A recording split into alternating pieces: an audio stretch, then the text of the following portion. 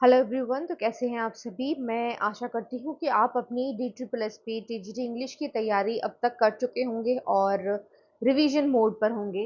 तो आज हम यहाँ पर देखने जा रहे हैं जो DSSP टीजीटी इंग्लिश के लिए 2 डे बचे हैं, यानी कि 30 और 31 2 दिन बचे हैं, जिन शिफ्ट्स में जो एक्सपेक्टेड क्वेश्चंस हैं वो आज हम यहाँ पर देखने वाले हैं। और ये वीडियो आपको बिल्कुल भी स्किप नहीं करनी है, क्योंकि मैं खुद 24 अगस्त वाला एग्जाम देकर आई हूँ और मैं अपने एक्सपीरियंसेस से आपके लिए क्वेश्चन लेकर आई हूँ कि किस तरह के क्वेश्चन इस ईयर पूछे जा रहे हैं। तो मेरा जो शिफ्ट थी वो थर्ड शिफ्ट थी, शाम के 5 से 7 वाली। तो काफी अच्छे लेवल के क्वेश्चन वहां पर पूछे गए थे, इन डेप्थ क्वेश्चन थे। तो मैं आपको आज उसी तरह के क्वेश्चंस करवाने वाली हूँ। तो चलिए बिना देरी करके हम लोग स्टार्ट करते हैं अपने क्वेश्चंस को। तो ये जो वीडियो है ये आपके लिए बहुत ही ज़्यादा इम्पोर्टेंट है, तो आपको बिल्कुल स्किप नहीं करनी है। तो चलिए, जितने क्वेश्चन आप कर पाए अपना स्कोर ज़रूर चेक करिएगा, और अगर नहीं आपको आ रहे हैं तो उन्हें माइंड में डाल लीजिएगा। तो चलिए स्टार्ट। तो चलिए हम स्टार्ट करते हैं अपने आज के क्वेश्चन नंबर 1 से। हमारे क्वेश्चन नंबर 1 में क्या कहा गया है कि शेक्सपियर के जो सॉनेट्स होते थे उसके 2 पार्ट्स होते थे। सॉनेट के 2 पार्ट होते हैं, आपको ये पता है। और इसमें से देखिए, ये देखिए यहाँ पर जो ये है, ये जो टाइप है ऑक्टेव एंड सेस्टेट का। तो ये पैटर्न होता है पेट्रार्कन सोनेट का। पेट्रार्कन सोनेट्स इस फॉर्म में लिखी जाती थी, ठीक है।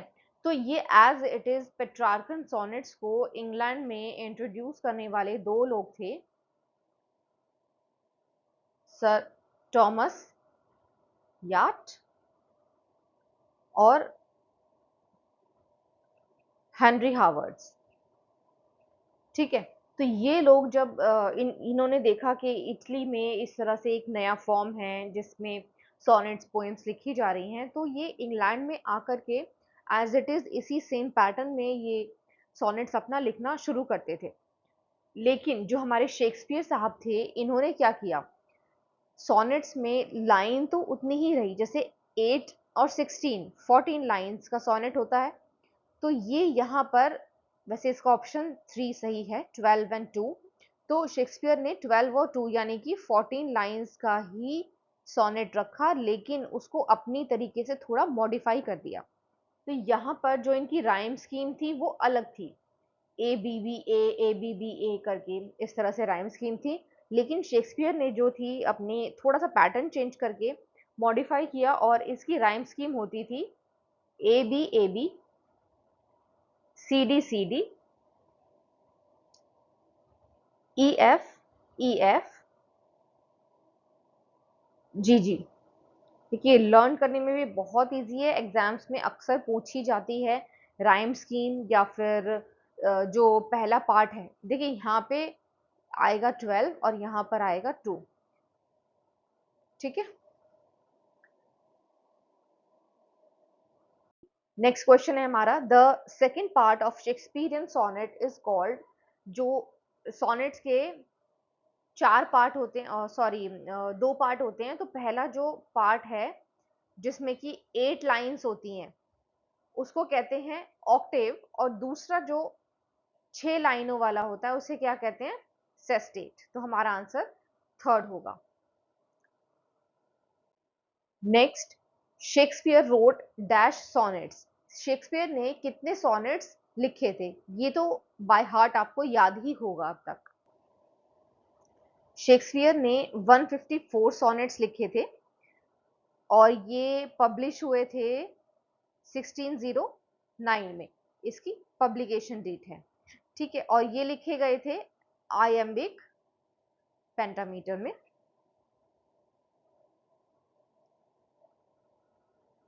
और इसकी जो जो सोनेट्स की थीम थी, इसकी थीम्स थी love, beauty, time, jealousy and morality. और ये 1 यानी कि फर्स्ट टू 126 जो सॉनेट्स हैं वो डेडिकेटेड टू फेयर यूथ, जिसे कि किसी मिस्टर WH को इन्होंने डेडिकेट किया है। ये हेनरी डिथॉसले भी मानते हैं कुछ लोग। और जो आगे की सॉनेट्स हैं, बाकी बची हुई सॉनेट्स हैं, वो किसी डार्क लेडी को डेडिकेट की गई हैं। ठीक है, चलिए तो अब नेक्स्ट क्वेश्चन है हमारा, मिल्टन रोट डैश सॉनेट्स, यानी कि मिल्टन ने कितनी सॉनेट्स लिखी हैं। तो आपको यहाँ पर पता होना चाहिए मिल्टन ने 24 सॉनेट्स लिखी हैं। ठीक है, 24 सॉनेट्स मिल्टन ने लिखी हैं, जिसमें से आपको याद होगा कि बहुत सारी इनकी फेमस हैं, जैसे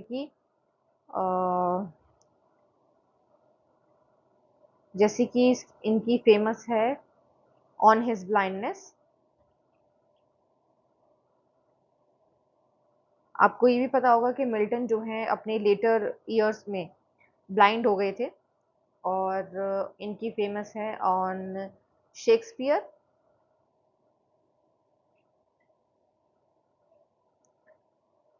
और है ऑन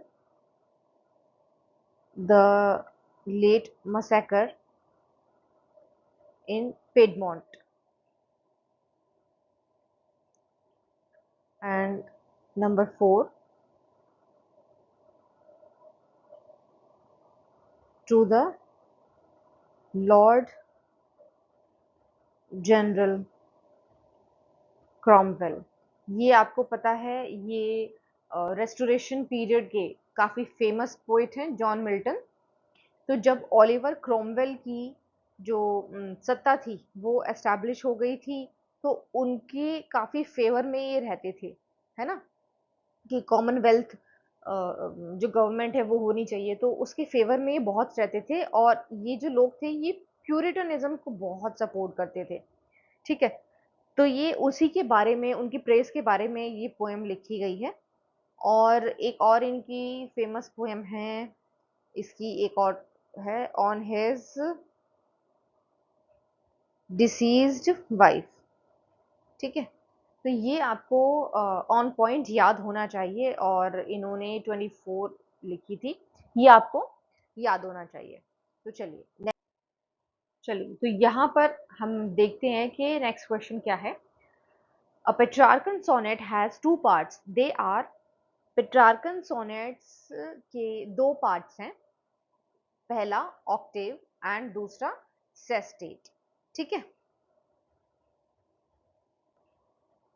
तो इसकी जो पेट्रार्कन सोनेट्स हैं इसकी राइम स्कीम क्या हो सकती है। इनकी ऑक्टेव की राइम स्कीम होती थी A B B A, A B B A, A B B A, ये हो गया 8 लाइनों का ऑक्टेव। और जो बाकी 6 लाइनें होती थी उसके लिए या तो ये फॉलो होता है सी डी ई, या फिर सी डी सी, सी डी सी, और C D C D C D, इस तरह से। ठीक है,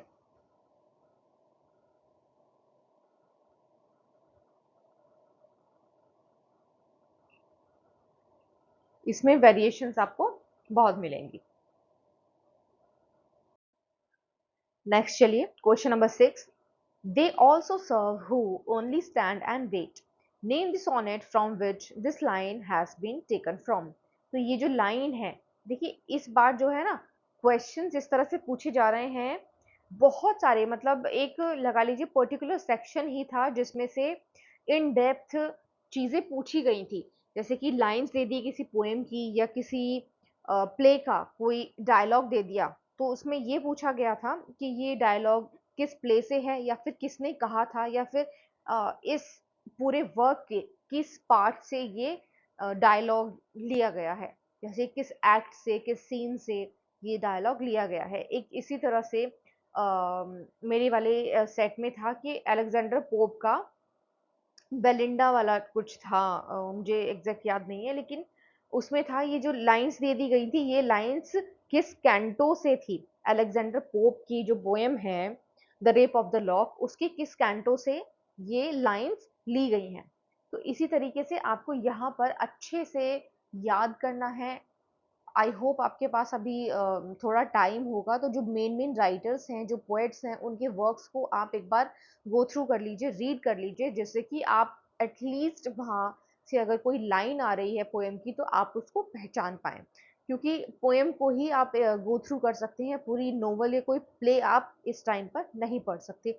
तो आप ये ज़रूर कर लीजिएगा।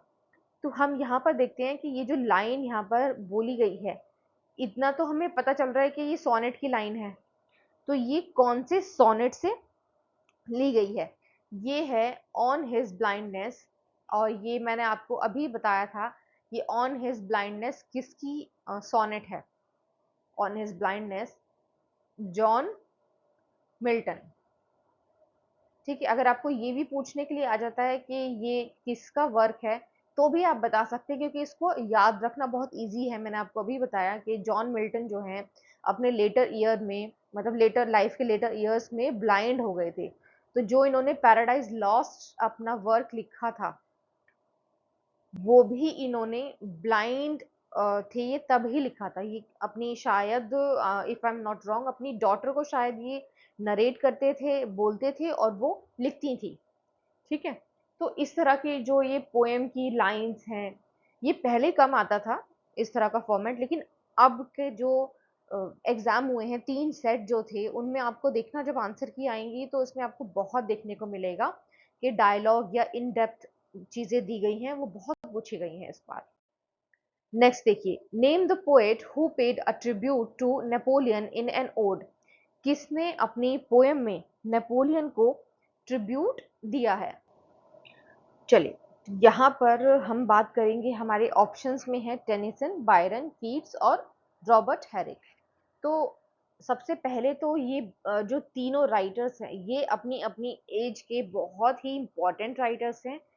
टेनिसन आपको पता है ये पोएट लॉरिएट भी रह चुके हैं, मतलब अपने टाइम में रहे थे। और बायरन और कीट्स के आप हर एक वर्क को अच्छे से याद करके जाएंगे। इनकी कौन कौन सी पोएम हैं, उनके पब्लिशिंग ईयर कौन से हैं, और उनकी मोटी मोटी थीम्स क्या हैं। तो ये जो बायरन है, ये इनकी तो आप और कीट्स की पोएम की लाइंस भी आप ज़रूर पढ़ के जाइएगा, ठीक है, और टेनिसन की भी। तो यहाँ पर सबसे पहले तो हम बात करते हैं कि ये लिखी किसने है। ये जो नेपोलियन को ट्रिब्यूट दिया गया है, ये इन लॉर्ड बायरन भाई साहब ने दिया है। इनका जो वर्क आया था,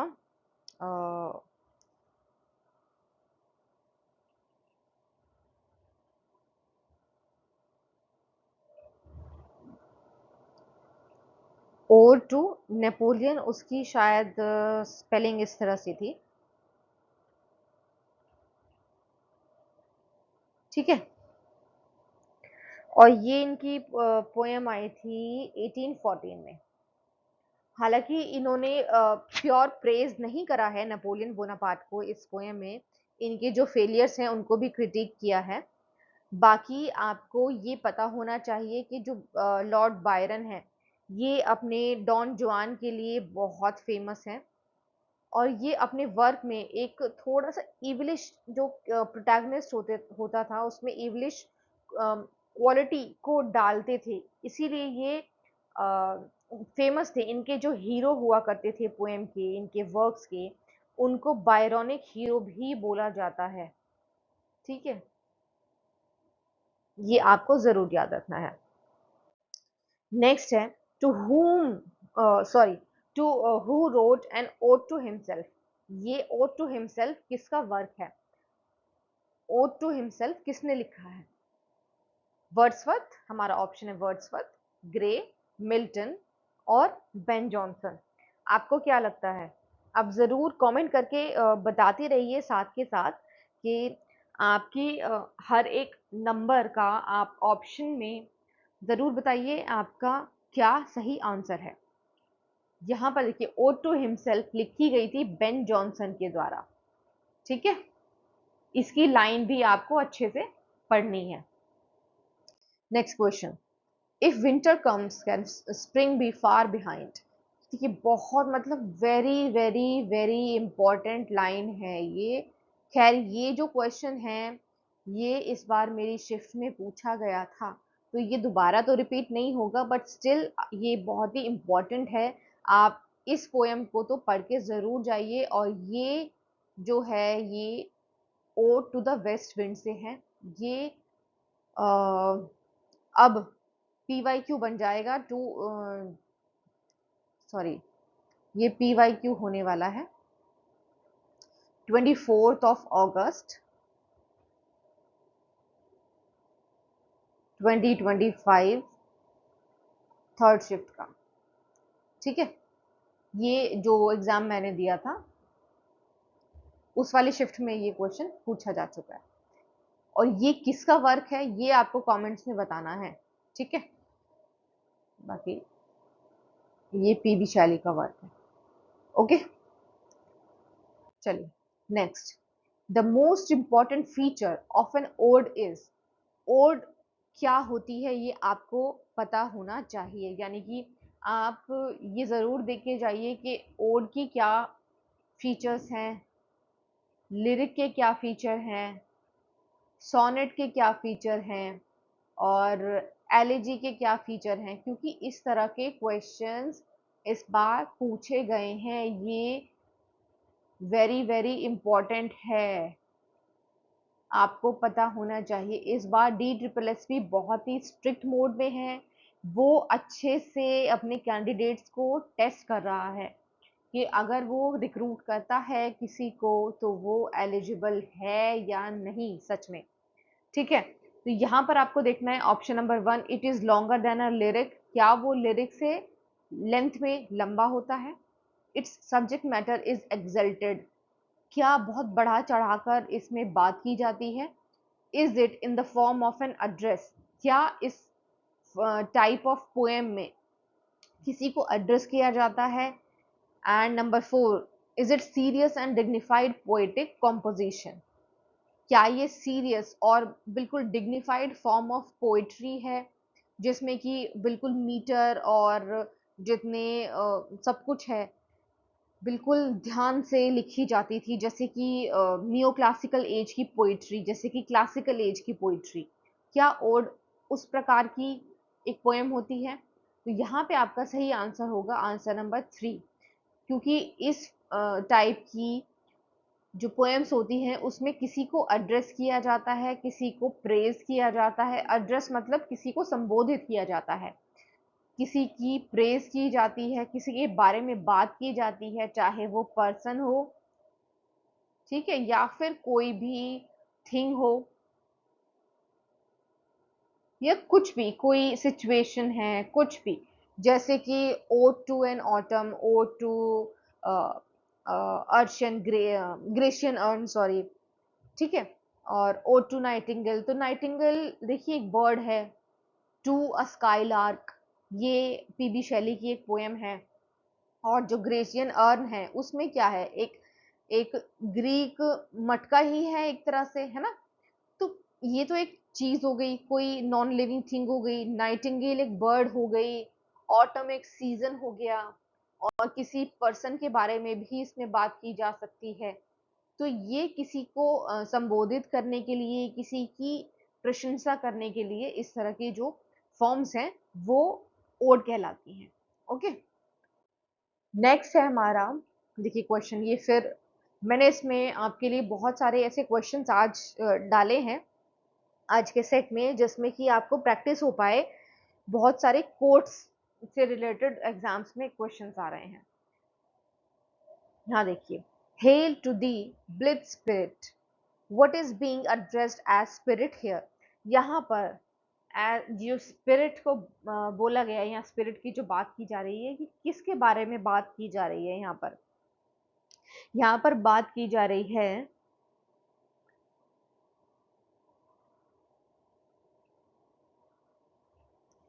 स्काईलार्क के बारे में। स्काईलार्क एक बर्ड है, ठीक है, जिसके बारे में हमारे पोएट पीबी शैली, ये आपको शायद आर लग रहा होगा,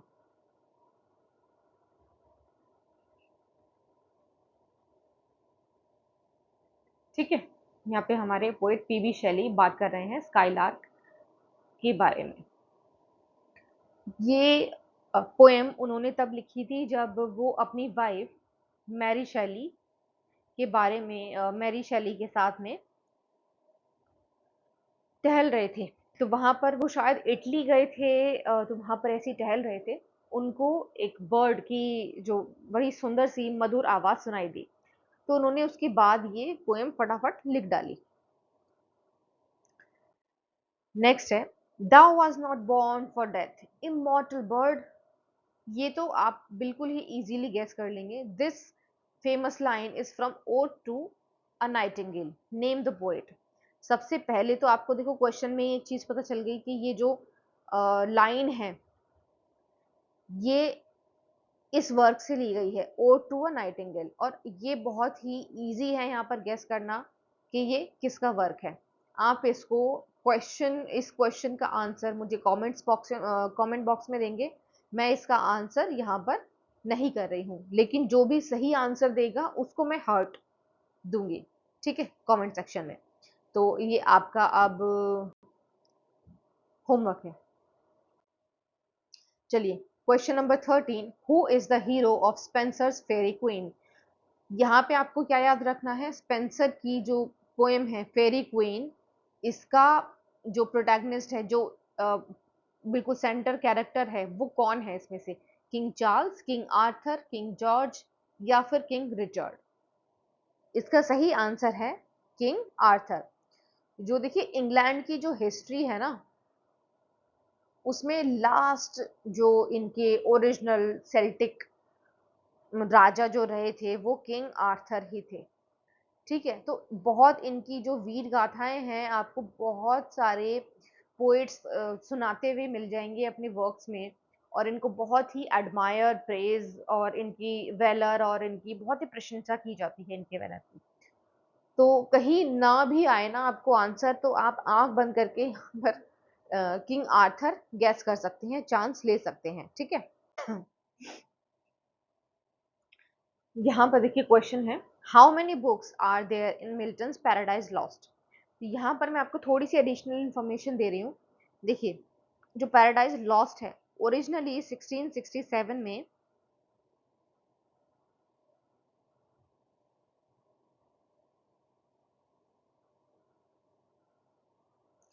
ओरिजिनली 1667 में ये 10 बुक्स में पब्लिश हुई थी, ठीक है।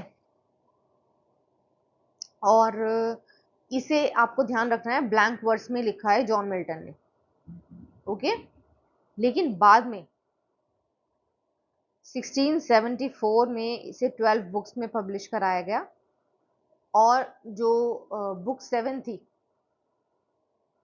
एंड बुक 10, उसको स्प्लिट किया गया है 2 पार्ट्स में। एक 7 में से 2 पार्ट्स बने और 10 में से 2 पार्ट्स बने, ठीक है। तो इस तरह से अब पैराडाइज लॉस्ट की 12 बुक्स हैं, जिसमें से आपको, अगर ये एग्जाम में आता है तो इसलिए मैं आपको बता दे रही हूँ यहाँ पे, जो बुक 4 है पैराडाइज लॉस्ट की, इसमें हम पहली बार एडम और ईव के कैरेक्टर से रूबरू होते हैं, ठीक है। एडम और ईव का जो कैरेक्टर है उससे हम पहली बार बुक 4 में मिलेंगे, इन द गार्डन, ओके। और उस गार्डन का नाम क्या है ये आपको पता होना चाहिए, ठीक है।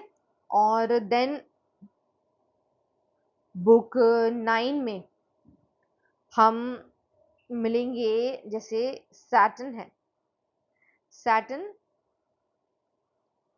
Deceives Eve, and then Eve जो है एडम को भी बहला फुसला लेती है, ठीक है। तो एडम जो है बुक 9 में ईव और एडम को डिसीव करता है। देन बुक 10 में, ये आप नोट करते जाइए, इंपॉर्टेंट है, आपसे ये इन डेप्थ क्वेश्चन आ सकता है। बुक 10 में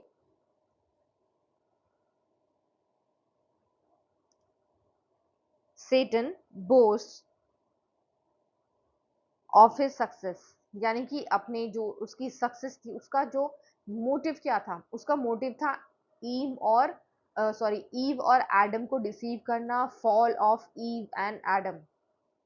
तो ये बुक 9 में कर चुका है। तो अब नेक्स्ट जो 10th बुक है उसमें वो अपनी सक्सेस का बखान करता है यहाँ पे, ठीक है। और उसके बाद में बुक 11 एंड बुक 12 में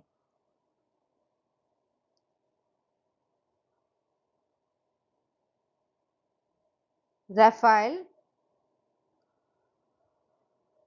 शोज दी मिजरीज, और इसके बाद जो एडम और ईव की मिजरीज हैं वो इसमें बताई जाती हैं, और जो ह्यूमन काइंड की मिजरीज हैं वो यहाँ पर बताई जाती हैं, ऑफ ह्यूमन काइंड और मैन काइंड, ठीक है।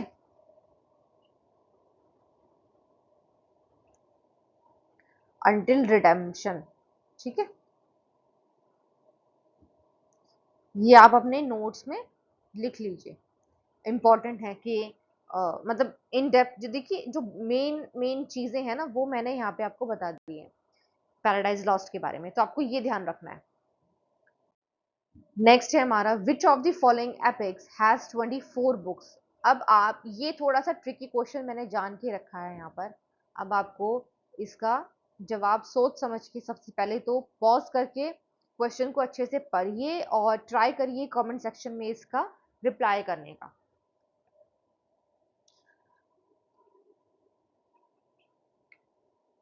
किया आप लोगों ने कमेंट, जिससे कि आइडिया हो आपने कितनी तैयारी करी है अब तक। चलिए तो हम आई होप आपने कमेंट्स में अपना आंसर किया है, तो अब हम यहाँ से आगे बढ़ते हैं। देखिए सबसे पहला ऑप्शन है हमारे पास में फेरी क्वीन का, ठीक है। तो फेरी क्वीन किसने लिखी है, सबसे पहले तो आप मुझे ये बताइए, फेरी क्वीन किसने लिखी है?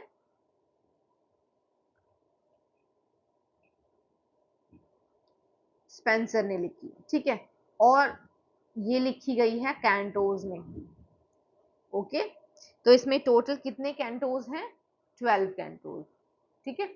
जिस तरह से हम पैराग्राफ्स में लिखते हैं इसी तरह से जो पोएम्स हैं यहाँ पर कैंटोज में लिखी जाती थी, ठीक। जो नेक्स्ट है डिवाइन कॉमेडी, ये डिवाइन कॉमेडी किसका वर्क है ये आप मुझे बताएंगे।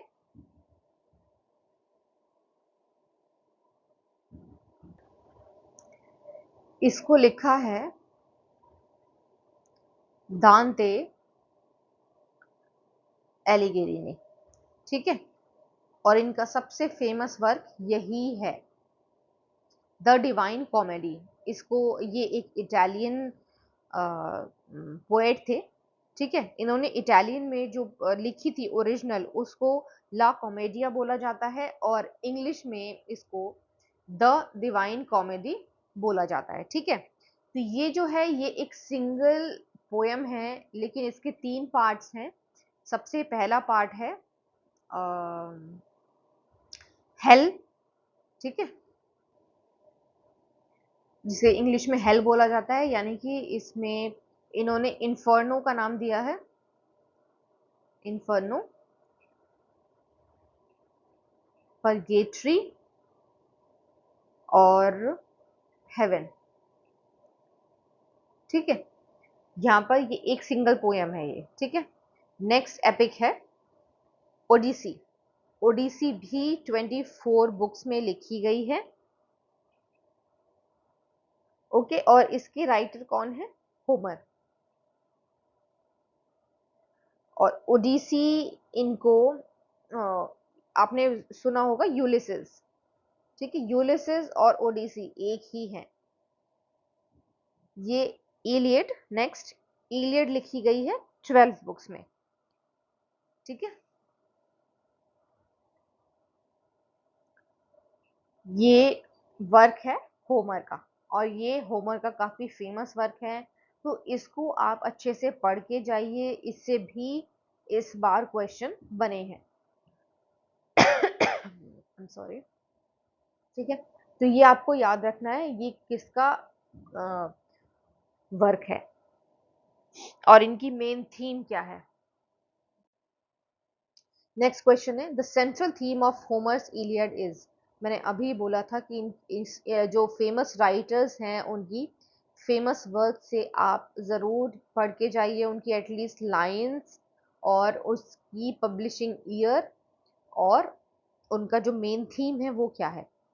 देखिए हमारे ऑप्शंस हैं द फॉल ऑफ कॉन्स्टेंटिनोपल, ठीक है, the deeds of the Roman Empire, the wrath of Achilles या फिर द ट्रोजन वॉर।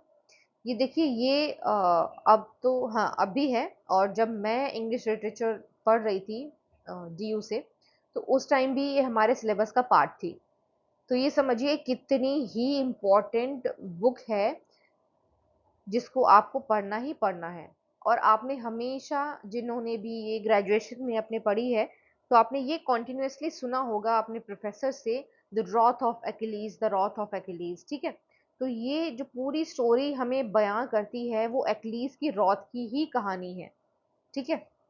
तो इसमें क्वेश्चन आया था मेरे वाले सेट में भी कि जो ये इलियड में जो मेन थीम है, इलियड की जो मेन थीम है रॉथ ऑफ एक्लीस है। और जो मेरा क्वेश्चन बना था उसमें था कि एक्लीस किसकी वजह से इस लड़ाई में शामिल हुआ था। पहले एक्लीस ने बिल्कुल मना कर दिया था, ठीक है, लेकिन किसकी वजह से ये लड़ाई करने गया था और वही इंसान एक्लीस की रॉथ का रीजन भी था, ठीक है। और इसके दोस्त का नाम था पेट्रोक्लस, ठीक है, जिसको धोखे से हेक्टर ने मार दिया था। हेक्टर कौन? हेक्टर है पेरिस का भाई। और पेरिस कौन? पेरिस जिसको जिसने हेलेन को भगा लिया था, ठीक है। हेलेन कौन? हेलेन पहले एथेंस की थी, ठीक है, ग्रीक। लेकिन इसको बोला जाता है ये ट्रॉय के राजकुमार हैं दोनों, लेकिन हेलेन को बोला जाता है द हेलेन ऑफ ट्रॉय, ठीक है, क्योंकि लास्ट में ये पेरिस के साथ ट्रॉय ही चली गई थी। और हेलेन कौन है? हेलेन है एगेमेम्नॉन की वाइफ।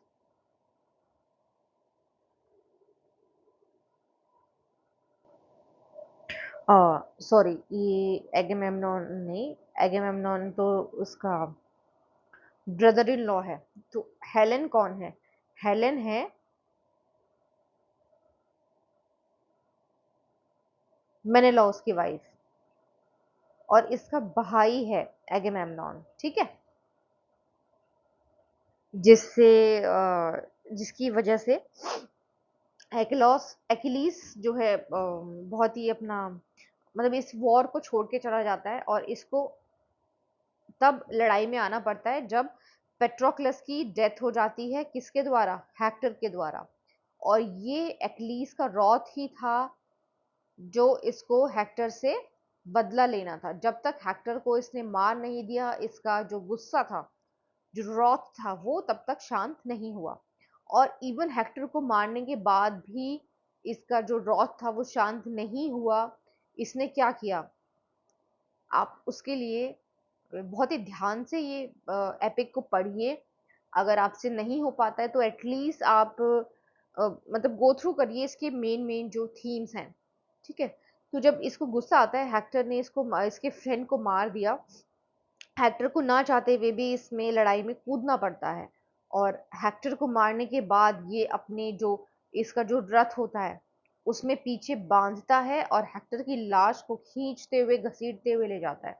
तो इसको इतना गुस्सा था अपनी दोस्त की मौत का, इसीलिए इसका थीम, मेजर थीम है द रॉथ ऑफ एक्लीज, ठीक है। बहुत ही सुंदर और बहुत ही वेलर बताने वाली, एक्लीज के वेलर बताने वाली ये स्टोरी है। इसको आप ज़रूर देखिए। और अब आप इसको शॉर्ट में समझना चाहते हैं तो एग्ज़ाम के बाद आप ट्रॉय जो मूवी है, ठीक है, ब्रैड पिट की, वो जरूर देखिएगा। नेक्स्ट चलते हैं हम, which language is Divine Comedy written in. ये मैं आपको पहले भी बता चुकी हूँ, ये डिवाइन कॉमेडी अभी हमने बात की थी, ये इटालियन पोएट दांते ने लिखी थी, है ना। तो अब इटालियन पोएट है दांते, तो ऑब्वियस सी बात है ये अपनी ही लैंग्वेज में लिखेंगे, ठीक। Next, O world O life O time on whose last steps I climb, name the writer of these famous line. ये जो लाइन है ये काफी इंपॉर्टेंट है, ठीक है। ये किसकी लिखी गई है? Matthew Arnold, Elizabeth Barrett Browning. आप मुझे बताएंगे रॉबर्ट ब्राउनिंग से इनका क्या रिश्ता है, ठीक है। आप मुझे कमेंट्स में बताइएगा। Do comment, Elizabeth Barrett Browning का रॉबर्ट ब्राउनिंग से क्या रिश्ता है। नेक्स्ट है हमारा PB Shelley and number fourth option Lord Byron. बताइए।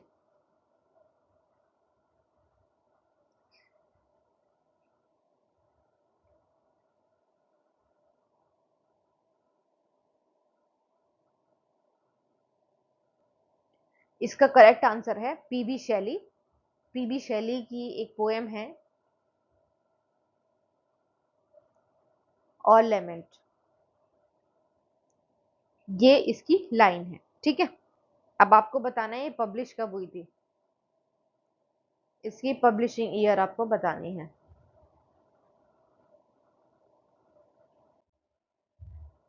Number 19, a mock heroic poem is written in a dash mood.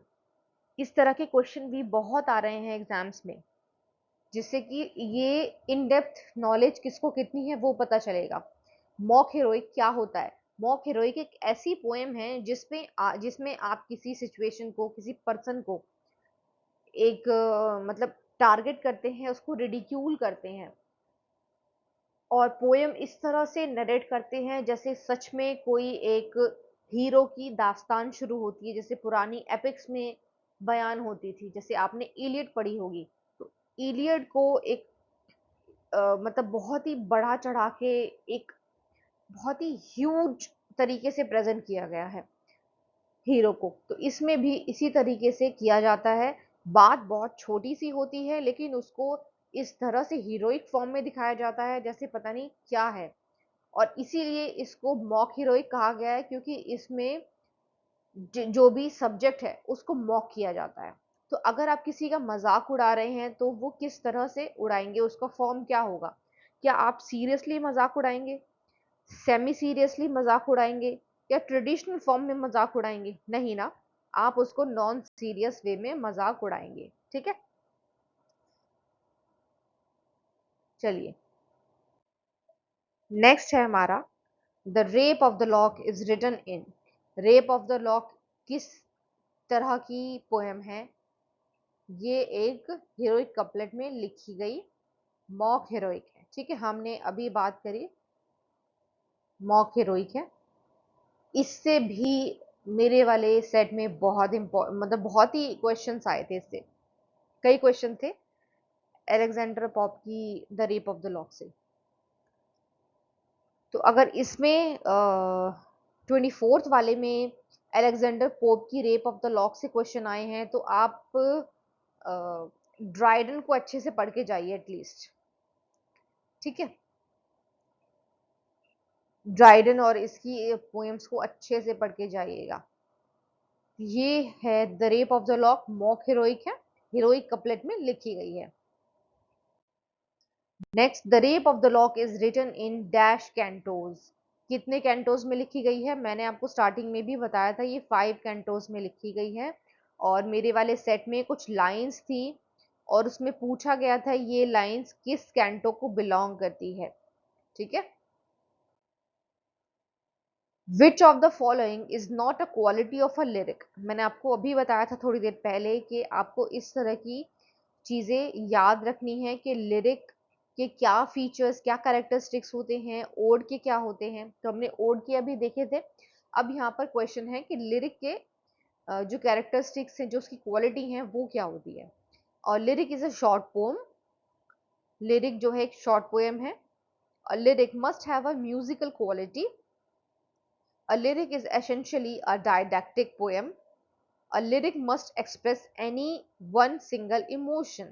तो यहाँ पर ये सही है, सेकंड सही है, फोर्थ भी सही है, लेकिन जो हमारा थर्ड पार्ट है वो गलत है। लिरिक डायडैक्टिक नहीं होती है। डायडैक्टिक मतलब कोई उपदेश देना, ठीक है, किसी तरह की ज्ञान वाली बातें करना, ओके, कोई प्रवचन देना, सरमन्स देना।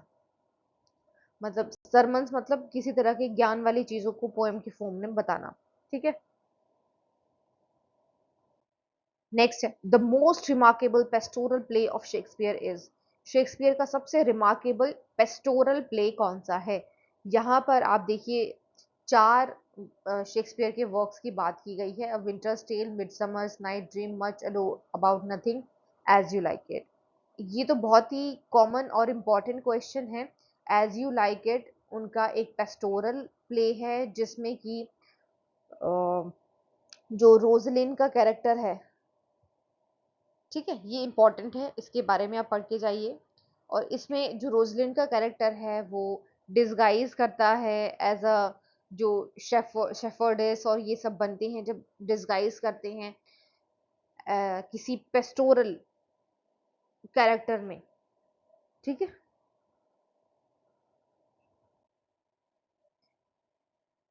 Number 4. The stars of midnight shall be dear to her, and she shall lean her ear in many a secret place. Name the poem from which these lines are taken. ये जो poem की lines हैं ये किससे ली गई हैं, आपको यहाँ पर ये बताना है। देखिए ये शायद आपको आइडिया नहीं होगा, इसका आंसर मैं बताती हूँ आपको। ये ली गई हैं एजुकेशन ऑफ नेचर से, ठीक है। ये किसका वर्क है। Name the poem education of the nature, और इसके राइटर हैं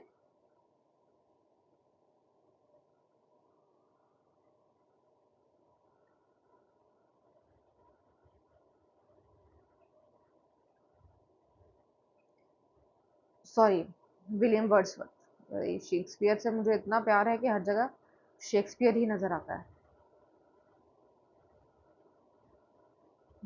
विलियम वर्ड्सवर्थ, ठीक है। और इसका फॉर्मर नेम क्या था, फॉर्मर इसका टाइटल क्या था, ये भी आपको पता होना चाहिए। हाँ, और इस बार के सेट में टिंटन एबी से भी एक क्वेश्चन था। 3 years she grew, ठीक है। इसमें वो अपनी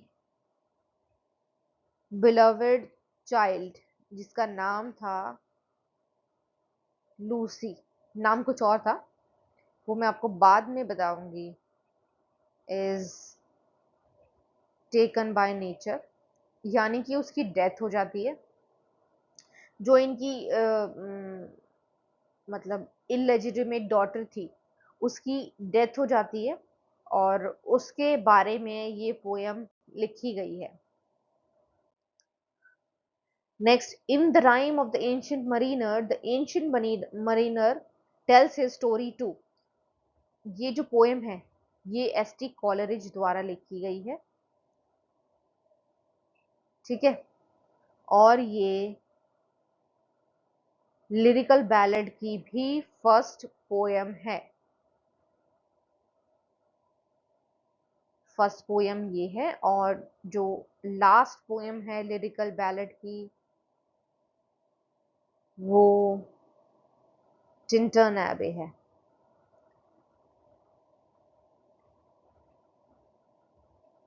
ठीक है।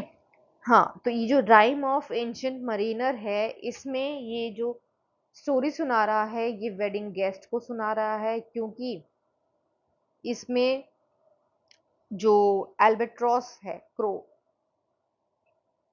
एल्बाट्रॉस, उसको ये गलती से मार देता है और उसको मतलब बहुत पछतावा होता है। तो ये पूरी जो पोएम है ये इसी में है, ताकि वो अपने सिन को, जो उसने सिन किया है उसके लिए उसे पनिशमेंट मिले, जिससे कि उसको रिडेम्पशन तक पहुंच पाए वो। तो ये एक मोरल एलिगरी है, ठीक है,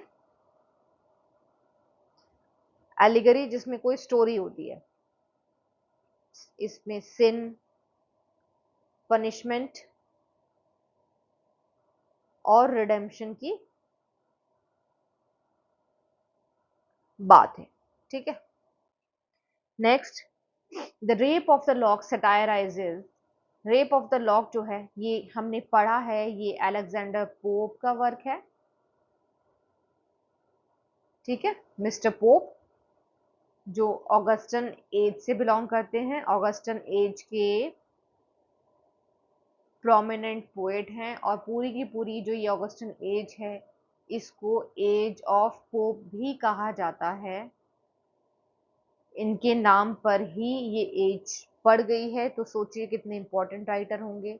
और इस बार काफ़ी क्वेश्चन इनसे आए भी हैं, तो ये जग जाहिर हो जाता है ये बहुत ही प्रोमिनेंट राइटर हैं अपनी एज के। तो इसमें जो ये मॉक करते हैं, सटायराइज करते हैं, ये किसको करते हैं? फैशन ऑफ प्लेइंग कार्ड्स, या फिर फैमिली फ्यूड्स जो आपस में झगड़े होते हैं उनको, fashion of going to club houses, उस टाइम पे क्लब हाउस जाने का काफी चलन हुआ करता था। तो क्या ये उस चीज को सटायराइज कर रहे हैं या फिर द कंटेम्प्ररी एरिस्टोक्रेटिक सोसाइटी को कर रहे हैं? तो ऑब्वियसली यहाँ पर आंसर होगा कंटेम्प्ररी एरिस्टोक्रेटिक सोसाइटी, ठीक है।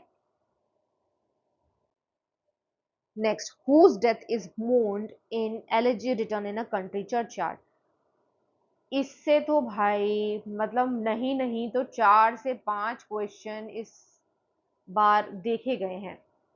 मतलब इसको आयम्बिक पेंटामीटर में लिखा गया है,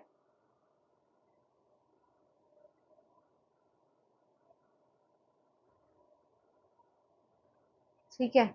और इसमें जो पोएट है वो जो अपने कंट्री के पुअर कंट्री रस्टिक्स, यानी कि जो गांव वाले विलेजर्स हैं, रस्टिक्स मतलब जो गांव के भोले भाले लोग हैं, उनको ये मॉर्न कर रहे हैं, जिनको चर्च यार्ड में कोई पूछने वाला नहीं है। उनकी जो टूम्स हैं, जो ग्रेव्स हैं, उनको देखकर ही पता लग जाता है कि यहाँ किसी गरीब की मतलब टूम है, यहाँ किसी गरीब को दफनाया गया है, ठीक है।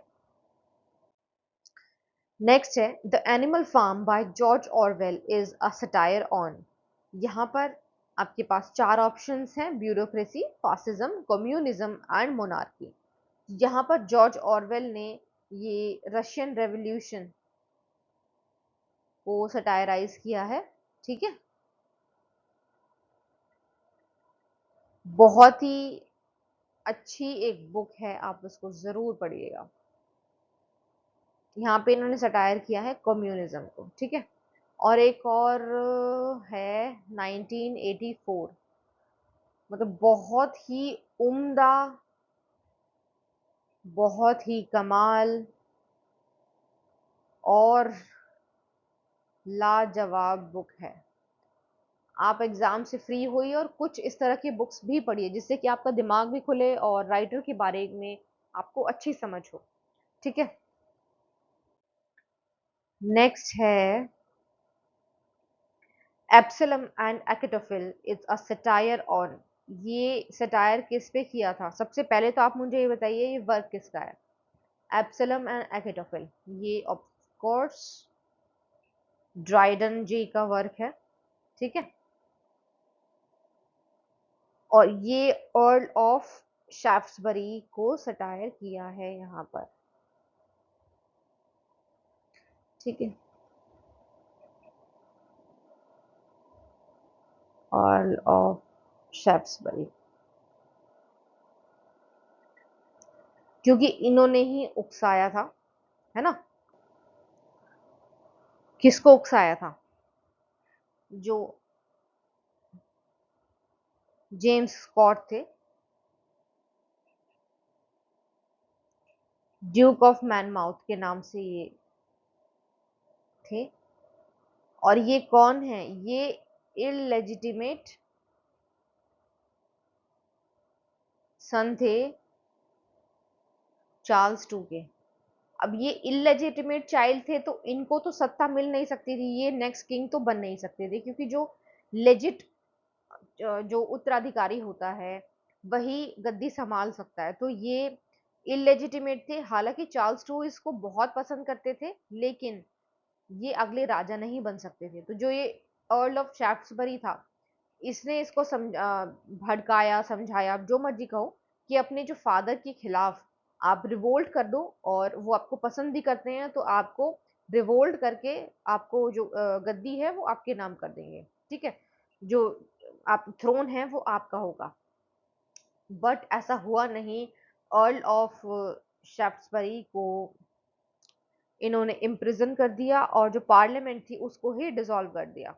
ठीक है, तो इनके जो बाकी का रेन था चार्ल्स टू का, उसमें ये बिना पार्लियामेंट के ये थ्रोन ने आगे वर्क किया। ठीक है, तो इसी के ऊपर इन्होंने ये लिखी है एब्सलम एंड अकेटोफिल। तो एब्सलम और अकेटोफिल का जो कैरेक्टर है वो जेम्स स्कॉट और अर्ल ऑफ सैफ्ट्सबरी के ऊपर ही है। Next, who wrote an elegy on the death of W B Yeats. ये बहुत ही इजी सा है और आपको हमेशा याद रखना चाहिए ऐसी चीजें कि किसके डेथ पे किसने कौन सी एलिजी लिखी। एलिजी होती है जब कोई मर जाता है या किसी की डेथ हो जाती है, तो उसकी डेथ पे लेमेंट करने के लिए जो पोएम लिखी जाती है, ठीक है, उसको एलिजी बोलते हैं। तो अब डब्ल्यू बी येट्स की डेथ के लिए डब्ल्यू एच ऑर्डर ने एलिजी लिखी थी। ठीक है, डब्ल्यू बी येट्स ये एक आयरिश थे, बहुत ही प्रोमिनेंट राइटर थे, प्रोमिनेंट पोएट थे अपने टाइम के।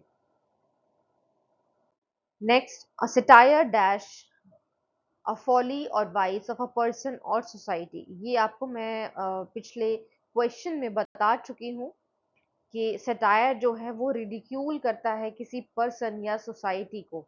ठीक है, next, whose death is mourned In Memoriam by Tennyson. आप ये जो नाम है हेनरी आर्थर हेलम,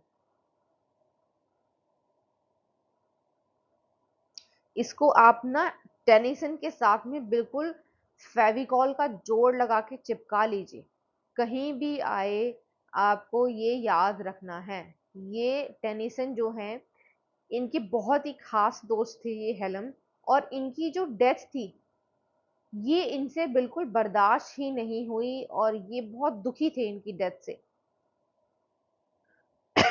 सॉरी, जो इनकी डेथ थी इससे बहुत ही ये उदास थे और इनके मतलब बिछड़ने के गम में इन्होंने बहुत सारी इनके ऊपर पोएम लिख डाली।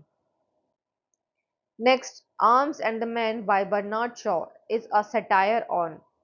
ये किसके बारे में सटायर करता है? आर्म्स एंड द मैन, ये आप इसके टाइटल से भी पहचान सकते हैं, ग्लोरिफिकेशन ऑफ वॉर। ठीक है, इसको सटायराइज करता है कि किस तरह से वॉर को ग्लोरीफाई किया जाता है, लेकिन इसके पीछे जितनी खराब चीजें होती हैं, कितने लोगों का नुकसान होता है, जान और माल का नुकसान होता है, लोग डिप्रेस होते हैं, हर तरफ तबाही ही तबाही होती है, लेकिन वॉर को एक ग्लोरीफाई करके जब प्रेजेंट किया जाता है, उसके कॉन्सिक्वेंसेस को इग्नोर करके, तो उसके ऊपर ये बर्नार्ड शॉ ने सटायर किया है। ठीक है, नेक्स्ट क्वेश्चन है, लाइसिडास इज एलर्जी, ये किस तरह की एलर्जी है? पेस्टोरल, क्लासिकल, इमोशनल और पर्सनल। ये एक पेस्टोरल एलर्जी है। इसमें ये पब्लिश हुई थी 1637 में, इसको पब्लिश कराया गया था और ये पब्लिश करी थी उन्होंने अपने फ्रेंड की डेथ पर। ठीक है, Edward king, his friend. Okay, next question, name the elegy by Spenser in which he mourns the death of Sidney। Sidney, Sir Philip Sidney की डेथ पर उनके फ्रेंड जो थे, कौन सी पोएम में उनको मॉर्न किया गया है स्पेंसर के द्वारा? इन मेमोरियम, लाइसिडास, एमोरिटी और एस्ट्रोफिल। अब आप मुझे बताइए, ये इसको आप एलिमिनेशन मेथड से भी कर सकते हैं। इन मेमोरियम किसका वर्ड है, किसका वर्क है, ये हम अभी कर चुके हैं। लॉर्ड एल्फ्रेड टेनिसन का वर्क है ये, ठीक है। हेनरी आर्थर हेलम के लिए लिखा था उन्होंने। लाइसिडास, ये लास्ट क्वेश्चन ही था हमारा, ये जॉन मिल्टन का वर्क है ना। और ये एमोरिटी, ये स्पेंसर का वर्क है। लेकिन इसमें उन्होंने अपनी जो बिलवड है एलिजाबेथ, कौन है उनकी बिलवड? एलिजाबेथ बोयल, उनसे कोर्टशिप से लेकर के उनकी मैरिज तक का जो पीरियड रहा है, ठीक है, उसके बारे में इन्होंने बात करी है। कोर्टशिप यानी कि जब वो गर्लफ्रेंड बॉयफ्रेंड थे और फिर वो हस्बैंड वाइफ बने, तब से लेके तब तक का जो पीरियड था, उसके बारे में एमोरिटी में उन्होंने बात की गई है, करी है। तो बचा क्या? एस्ट्रोफिल, ठीक है। तो हमारा आंसर होगा एस्ट्रोफिल। इसमें उन्होंने सर फिलिप सिडनी को मॉर्न किया है। ओके, नेक्स्ट है, life is a tale told by an idiot full of sound and fury signifying nothing, in which Shakespearean play do these lines occur. यहाँ पे देखिए क्या, मतलब कितनी उदासी भरी बात है, ये पढ़ के पता चल रहा है। Life is a tale told by an idiot, यानी कि लाइफ का कोई मीनिंग नहीं है। Full of sound fury signifying nothing, इतना कुछ है, इतनी चीजों के पीछे भागते हैं, वो गुस्सा ये सब, लेकिन ये सब बेमतलब है। तो ये किससे आपको मैच करता हुआ लग रहा है ना? ये लाइंस आती हैं मैकबेथ में, ठीक है।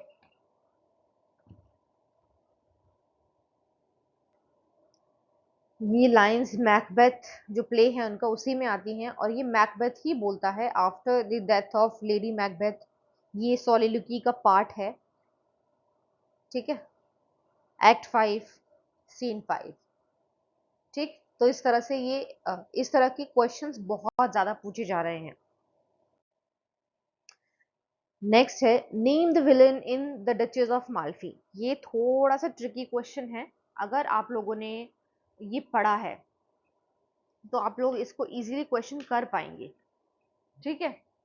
वैसे तो देखिए इसमें जो ये कार्डिन, ये भी क्वेश्चन आया था, देखिए हाँ मुझे याद आया, ये भी क्वेश्चन आया था कि डचेस ऑफ माल्फी जो है उसके ब्रदर्स का नाम क्या था। ऑप्शन दे रखे थे, 4 ऑप्शन थे, dash and dash, dash and dash करके। तो एक ऑप्शन था उसमें कार्डिनल एंड फर्डिनेंड, वहां पर ये ऑप्शन टिक किया था मैंने। तो देखिए एक तरह से विलन तो ये दोनों ही हैं, दोनों भी हैं, लेकिन एक्चुअल विलन जब आए आपके क्वेश्चन में तो उसका आंसर आपको बोसला करना है, ठीक है। क्योंकि डचेस ऑफ माल्फी और एंटोनियो, उनको मारता तो यही है ना। और एंटोनियो जब खुद मर गया तो ये विलन कैसे हो सकता है? एंटोनियो जो है डचेस ऑफ माल्फी का लवर होता है, ठीक है। Next, which dramatist has written only tragedies. ये बहुत ही इजी क्वेश्चन है आई वुड से, ठीक है। William Congreve, Marlowe, Ben Jonson या रॉबर्ट ग्रीन, ठीक है। ये बहुत ही कॉमन इजी क्वेश्चन है। यहाँ पर ऑप्शन आएगा मार्लो। आपने डॉक्टर फॉस्टर्स की स्टोरी तो पढ़ी है ना? तो जितनी ट्रैजिक वो है, उसको देखकर ही आप आइडिया लगा लीजिए कि मार्लो ने सिर्फ अपने, जो इनका लाइफ स्पैन बहुत छोटा रहा है, तो उसके हिसाब से इन्होंने ट्रेजिडीज ही लिखी हैं। शायद और वर्क ये नहीं कर पाए, या हो सकता है ये करते, पर जितना किया ये सिर्फ ट्रेजिडीज ही लिख पाए। Next, cowards die many a time before their death, the valiant tasted death but once. In which play of Shakespeare do these lines occur? ये जो लाइन है ये विलियम शेक्सपियर के कौन से प्ले से ली गई है और आप मुझे बताएंगे ये किसने कही है। ठीक है, देखिए ये लाइन पढ़ के कुछ कुछ आपको ऑप्शन देख के भी आइडिया हो रहा होगा। देखिए कोरियोलेनस से तो ये नहीं हो सकता, सबसे पहले ही निकल गया। रोमियो एंड जूलियट में बेचारे दोनों मर जाते हैं, तो कावर्ड और ब्रेव वाली तो बात ही नहीं रही। ठीक है, ये या तो एंटनी एंड क्लियोपेट्रा से हो सकता है या फिर जूलियस सीजर से हो सकता है ना। जब आप पढ़ेंगे ध्यान देंगे तो यहाँ पर एक बहुत ही अपने आप को एक योद्धा की तरह प्रेजेंट करा है जिसने भी ये बात बोली है। तो आपको पता है कि शेक्सपियर का जो प्ले है जूलियस सीजर, ये एक बहुत महान योद्धा के बारे में है ना। तो ये जूलियस सीजर से ही लिया गया है और ये सीजर अपनी वाइफ कैलपुर्निया को बोलता है। कब?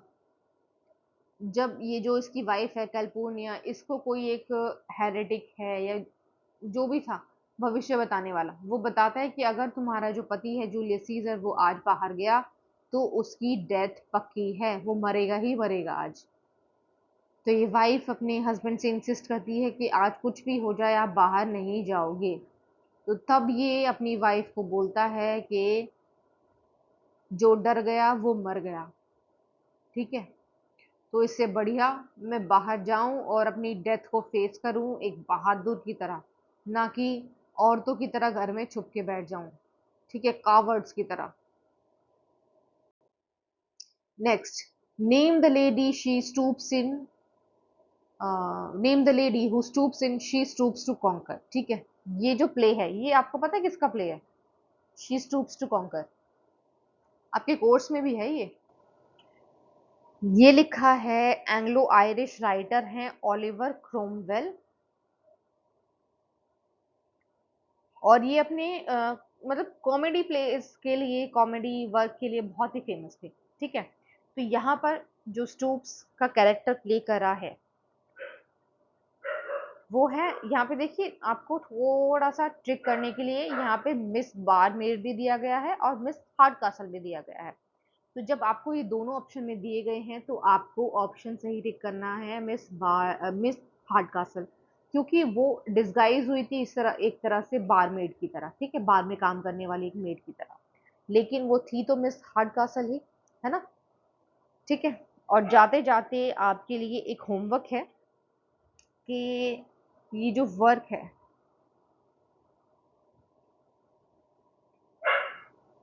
द स्पैनिश ट्रेजेडी,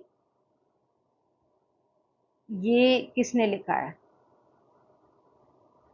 ये आप मुझे नीचे कमेंट में बताएंगे। ओके, मैं आपके लिए इतना हिंट दे रही हूँ कि इसके जो राइटर हैं वो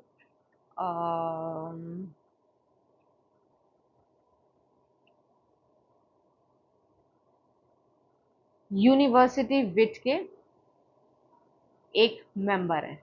ठीक है, चलिए तो हम मिलते हैं अपनी नेक्स्ट क्लास में। आई होप आपके लिए ये सेशन बहुत ही हेल्पफुल रहा होगा और मैंने कोशिश करी है छोटी छोटी चीज़ों को बताने की जिससे कि आप मेमोराइज कर पाएँ, आपकी मेमोरी में, आपकी सबकॉन्शियस मेमोरी में ये सेव हो जाए ऑटोमेटिकली, और आप जब भी एग्जाम में बैठें तो आपको मेरी आवाज़ सुनाई दे, जिससे कि आपको आंसर करने में बिल्कुल भी देरी ना हो, विद इन सेकेंड आप आंसर को मार्क कर पाएँ। ठीक है, ऑल द वेरी बेस्ट। हम मिलेंगे अपने इसी तरह के न्यू सेशन में, आपके एग्जाम्स में इससे बहुत हेल्प हो, and wish you all the best.